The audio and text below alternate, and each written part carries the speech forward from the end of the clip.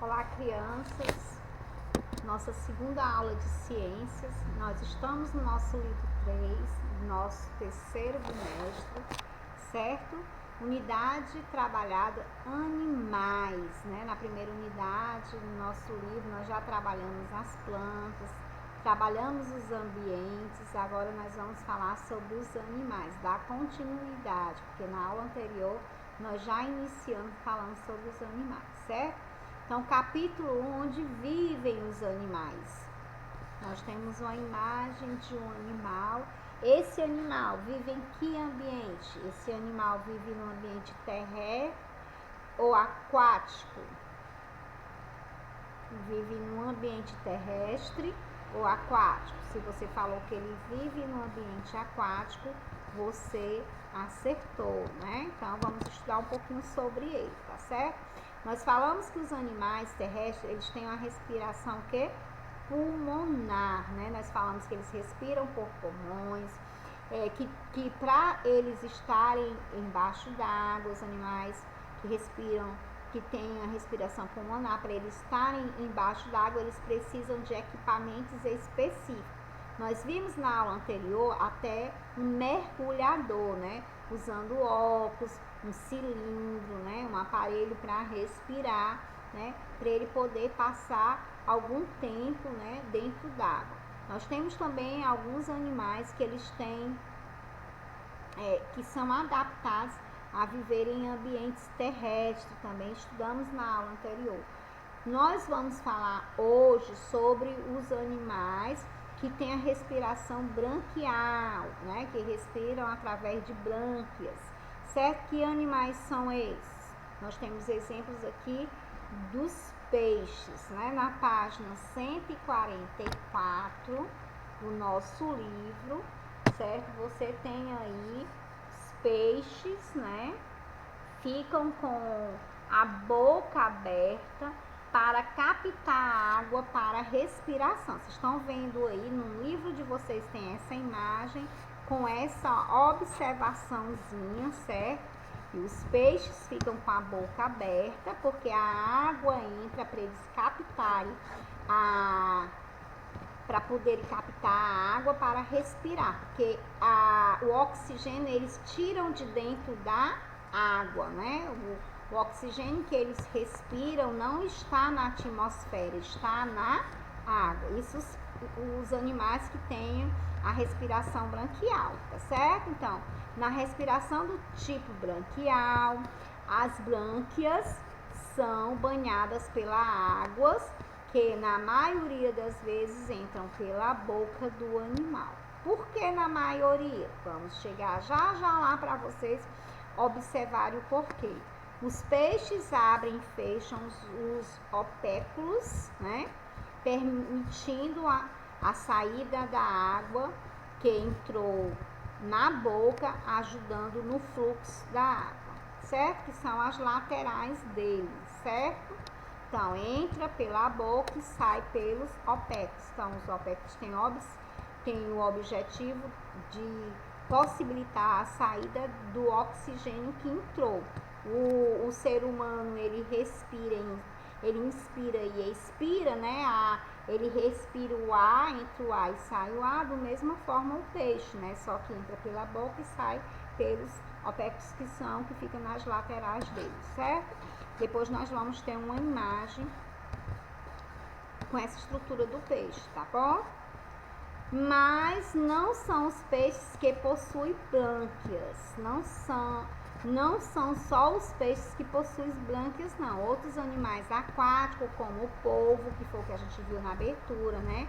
A ostra, a lagosta e outros animais também têm esse órgão em formatos variados, certo? Então, vamos ver aqui. Nós temos aqui o polvo e nós temos aqui o lula. Qual a diferença do polvo para lula, hein? A gente vai estudar também isso. Então, na página 144, lá na página que tem assim, para saber mais, a gente tem um pouquinho sobre esses dois animais aquáticos, certo? que é o polvo, que o seu corpo é mais arredondado, e o lula, que o corpo dele é mais alongado, né? Vocês estão vendo aqui que o corpo do polvo é mais arredondado e o da lula é o que? Mais alongado, né? Mais larguinhos assim. Então, você já ouviu falar em polvo e lula, não já? Eles são animais parecidos visivelmente e normalmente são confundidos pelas pessoas na hora de identificar quem é quem, certo? Mas se você observar bem direitinho, né, você pode reconhecer e ver quais são as suas diferenças, certo? Então, você começa pelo formato do corpo. As lulas têm o corpo mais alongado, estão vendo aqui, ó, alongados, né? Tem o corpo mais alongado. Já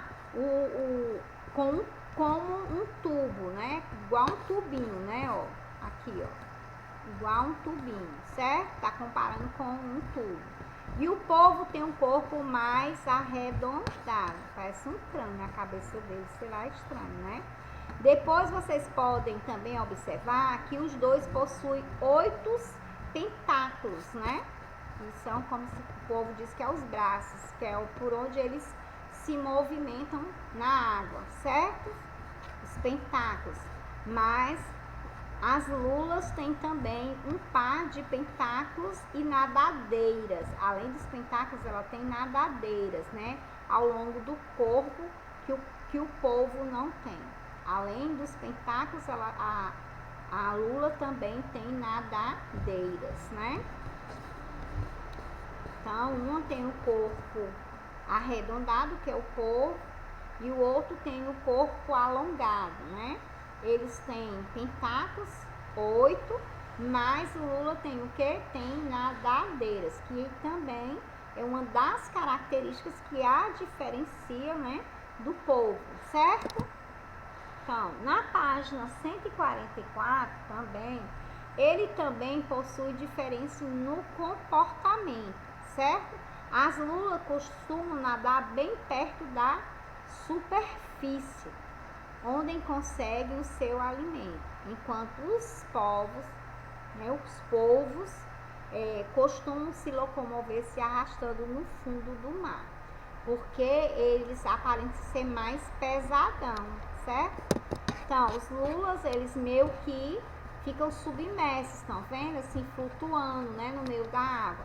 E os polvos, vocês estão vendo aqui, que ele fica se arrastando embaixo da água. Parece que ele, como os tentáculos dele são maiores, eles se tornam mais pesados, né? Arrasta, impossibilita dele se locomover como as lulas, certo?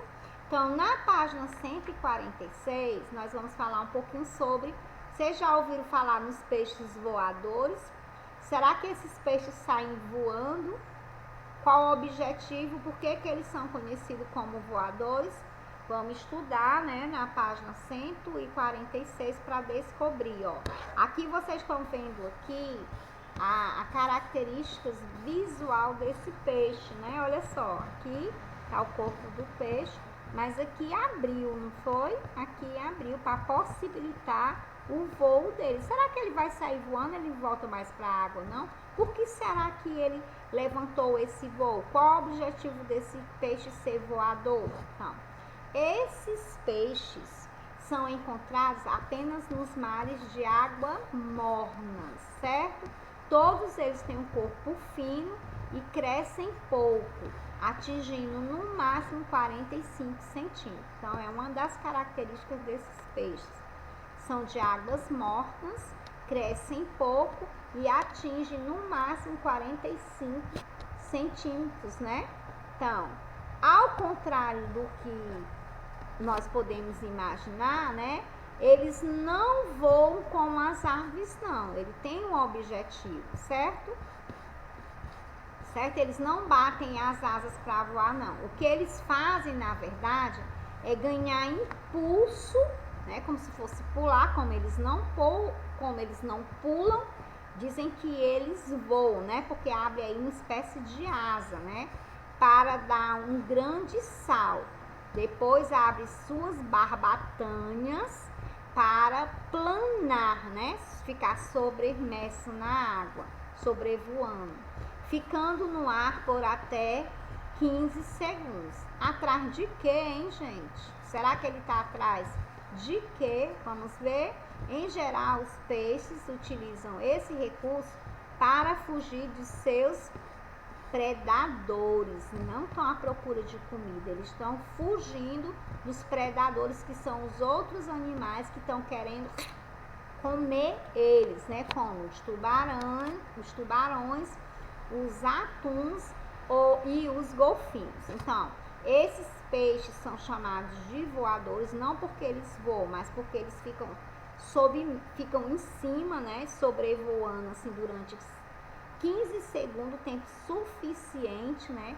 Para eles fugirem dos seus caçadores, né? Dos seus predadores, que são os tubarões, os atuns e os golfinhos, certo? Então, as barbatanas deles possibilitam deles ficarem em cima, né?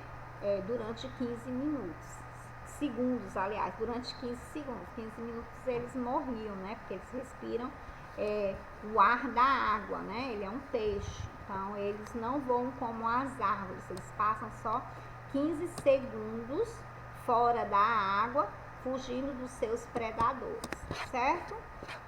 Na página 147, nós vamos falar um pouquinho sobre a respiração das baleias e dos golfinhos, né? Vocês estão vendo aí uma baleia, né?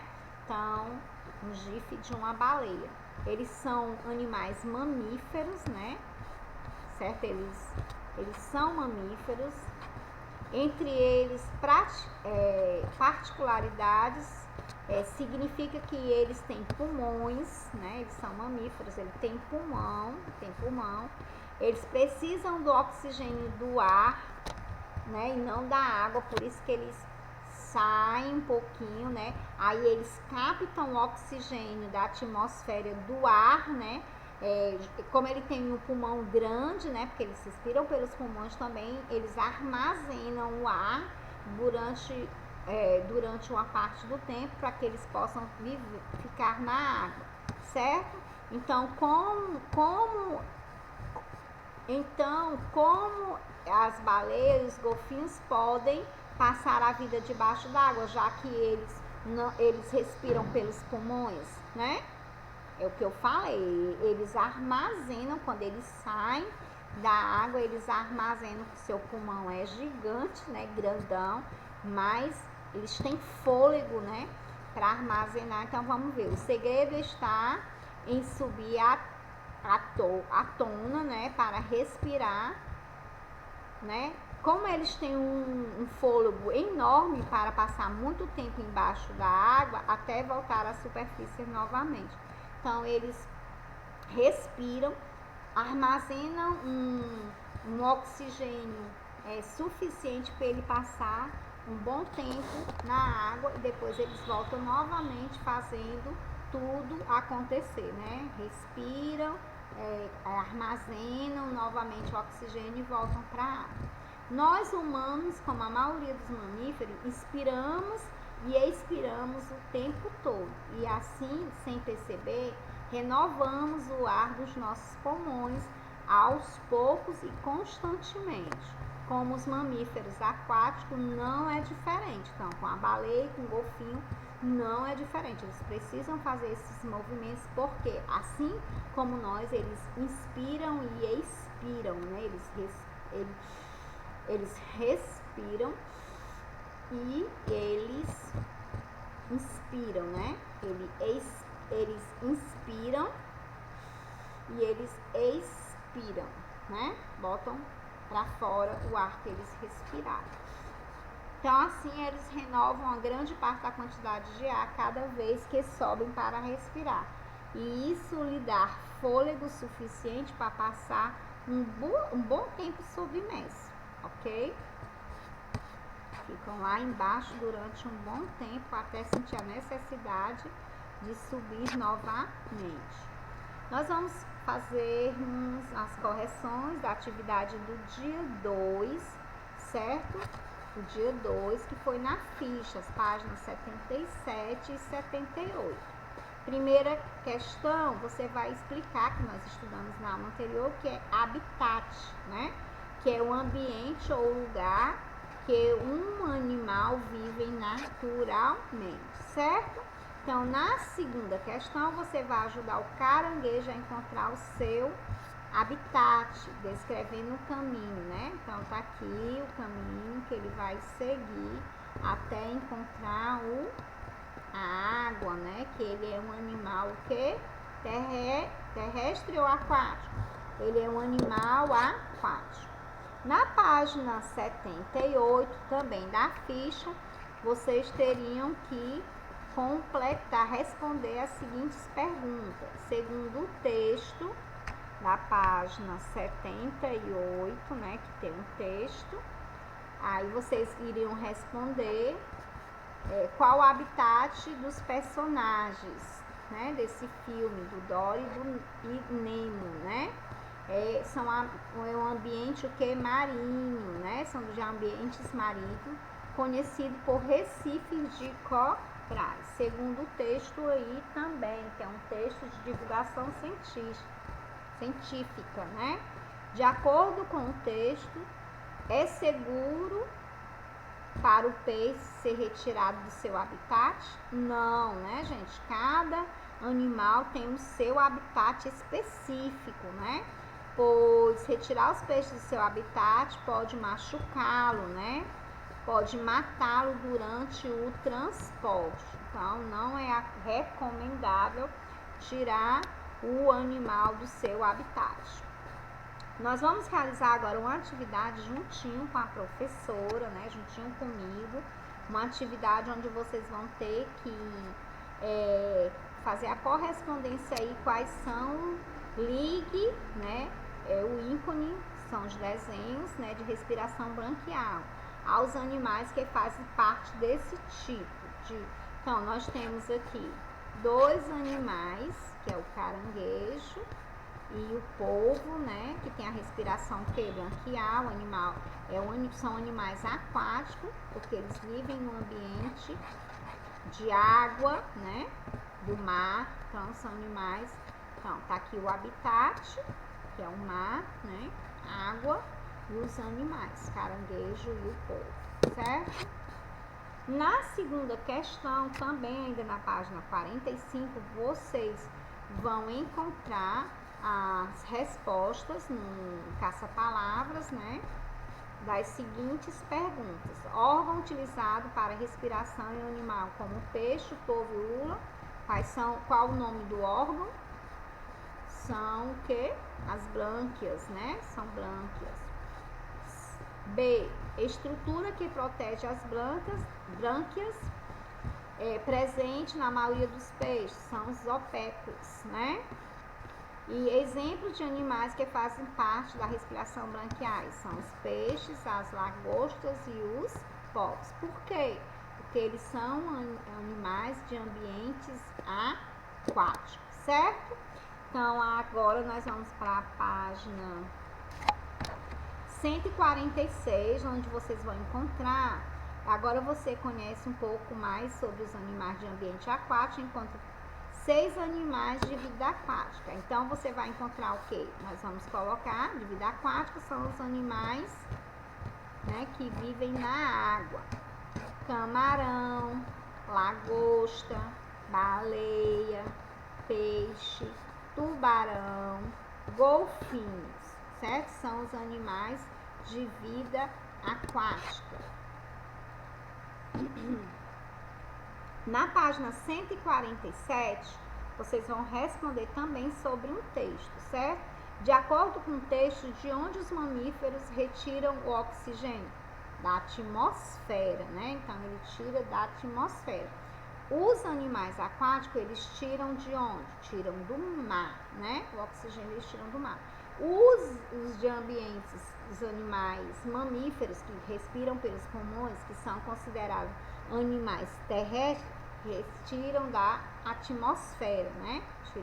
Então, quais são os órgãos responsáveis pela retirada do gás oxigênio do ar dos mamíferos? São os pulmões, porque eles são considerados animais terrestres, não é isso?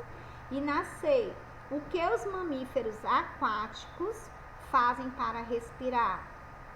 Eles vêm até a superfície, né? Eles têm um fôlego maior, eles respiram da atmosfera o ar, né?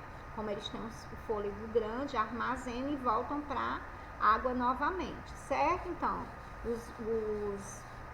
os golfinhos e as baleias sobem até a superfície para renovar o ar em seus pulmões. A diferença desses animais é que seu fôlego é enorme e eles renovam o ar em seus pulmões com frequência bem menor do que nós, porque o fôlego, ele tem o fôlego maior. Nós finalizamos mais uma aula de ciência, nossa segunda aula de ciência, com essa imagem lindíssima do golfinho, né? Pense no animalzinho lindo, simpático, né? Alegre. Um beijo e até a próxima aula.